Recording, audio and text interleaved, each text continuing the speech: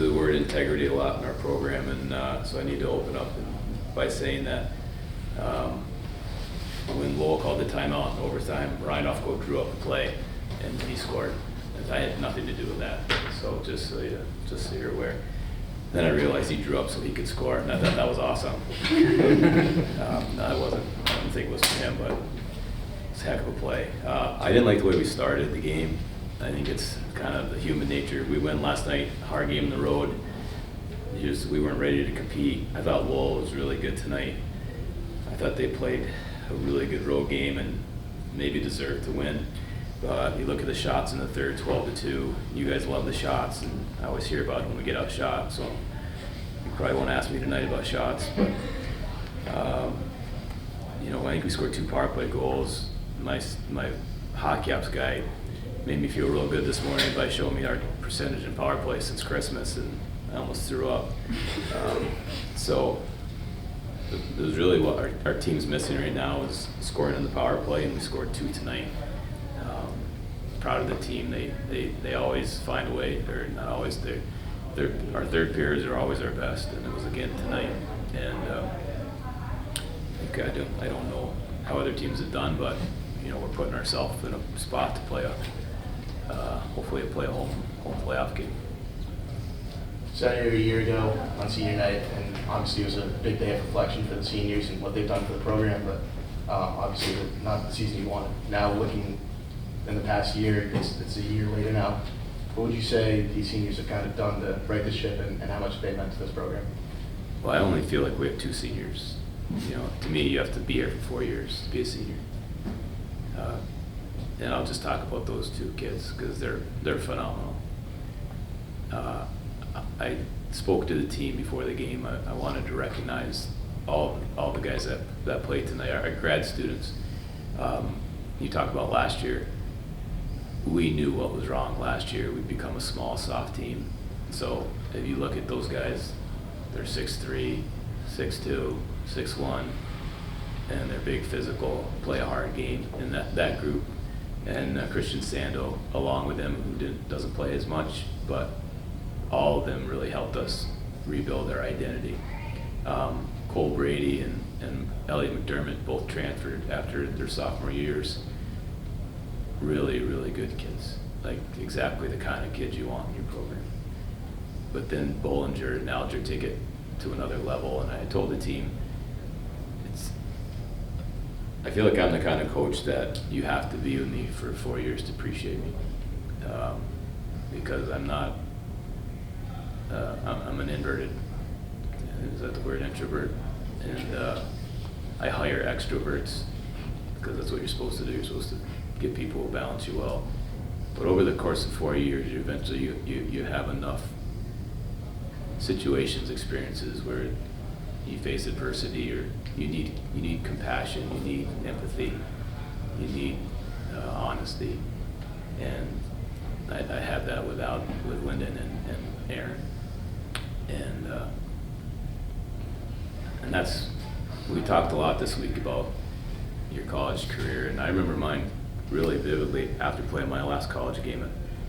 I was 22 years old probably, and it's the first time I really felt like a real loss. It's almost like someone dies. You have this thing that's so special to you, it's taken away from you. And we try to tell our guys all the time, like, really appreciate your time here. As hard as, we sometimes, we don't make it hard, we just set the standards really high, and sometimes that's not always enjoyable, but it makes it worthwhile, and it's the relationships that you can have with the athletes at this level. I used to say, you can't get traded, you can't get sent down, but now with a portal, you can bolt if you want to. But for the most part, you find good kids who you want to go through it together. And Aaron, from the minute I met Aaron, I knew he was the kind of kid that I wanted in my program. He's a 4.0 student. He's fought through adversity. He's a captain. He's a leader. There's an endless list of compliments. And Lyndon is the poster boy for a guy who fought his way to the top. his first 2 years, our back end was so good, he wasn't breaking into that. Then he breaks his leg his junior year, and finally he gets his chance, and he makes the most of it. Now he plays a really important role for us. So it's a special night for me to see. That's what it's all about. You know, we like to win games, but if you're not treating people the right way and they're not growing and they're not leaving the rink every night saying, I'm really happy I'm here. And I feel like Lyndon and Bo are two kids that, if you bring them in here, they might say something like that. Coach, you touched on the beginning of the game, how you weren't too happy. You guys had the first power play, you didn't score on that one, but then you scored shorthanded. Can you just talk about that sequence a little bit? Yeah, I didn't like our first period. It's a great job by Lottie on the shorthanded goal. Our first power play wasn't great. I thought, again, just human nature, Lowell came ready to play, and I thought they executed their game plan really well. And I don't know, second half of the game felt like we started to find ourselves, but didn't like the first period at all. Coach, last night, late in the third, when it was all tied up, it looked like things got a little more conservative. The ice tightened up a little bit. Tonight, it seems like you guys just had a lot more room out there. Did you feel like you were going into the overtime with a chance to win it with all the momentum on your back? Yeah, I did. The third was solid period. I did feel like we had momentum. I think the shots were 12-2 or something like that. So the momentum of last night's overtime too, I think, helps. If we would have lost in overtime last night, we're probably a different team in overtime tonight. But you do carry that confidence. And then the power play, the kids did a really nice job. Got good looks, good bits, and it was just a beautiful goal to finish it. How effective was that line with Back, Mercury, and Suniev tonight? Well, Lottie scores a huge goal. I think Suniev, that goal, our second goal, that's very few players at this level are going to score that goal, but he's a shooter, he's a scorer. He works on that stuff. So obviously that line played a big role. Yeah. You can just talk about that second goal, what it was like to did you feel like you guys kind of turned the tide a minute in the second? It helped a lot because we were down 2-1, and that's, I think Idar had been out there for about a minute. I think he was actually trying to get off the ice, but the puck came to him. And again, he's a goal scorer. You give him a little bit of smell to shoot, he's gonna shoot. That was a heck of a shot. You I think know there's only so many great things you can say about a player, but what does it say about Brian Ufko that he scores the overtime winner last night, tonight, he did it against Providence, that he just steps up in those moments and excels in those moments and wants to win it? Yeah, I was talking to someone about last night's overtime goal. If you watch it closely, he scores that because he makes a split-second decision where he understands that it's going to, he's got a chance to go on offense. And a lot of kids would probably just keep coming, fall back to the net. He saw that Harry, and turned the puck over, and he turned and he beat his guy up the ice. And it's just, that was the same thing at Providence. He's just so smart, and it's not just in overtime; it's every part of his game. He's so smart. Him and Scotty are head and shoulders apart from most players at this level. Their ability to read the game and see and make plays it's special. Those guys are really good players. Did you guys feel like you were going to win the game when Ryan scored the third period power play goal? We needed that goal so badly. We needed a power play goal.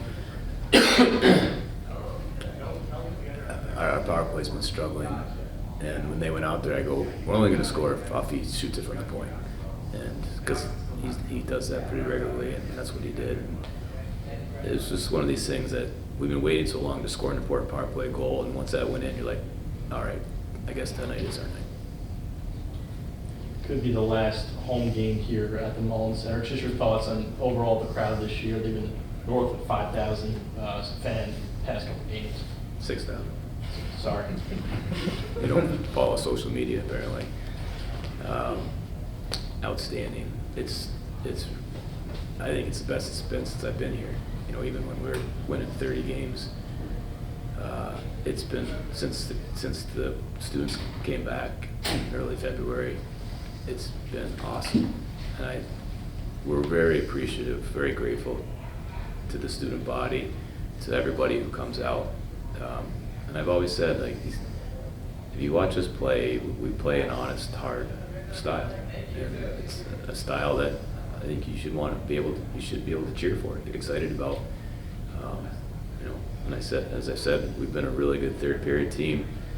We're never out of it. The kids play hard, and it's great to see.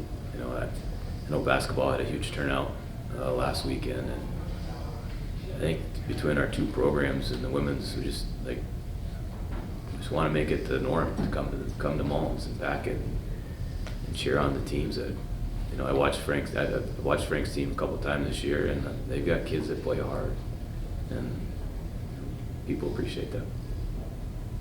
Anything more, guys? One more. What are you taking from this game to go to Maine next weekend? Nothing new. Power play's going. It's the one thing we needed to get going. So that hopefully we carry that momentum, and I think it is. You gotta score once or twice, and now I think everybody will just, I don't know. Hopefully that'll be the reason we go on a tear in the power play. Hope so. Thank you. Thank you, Coach.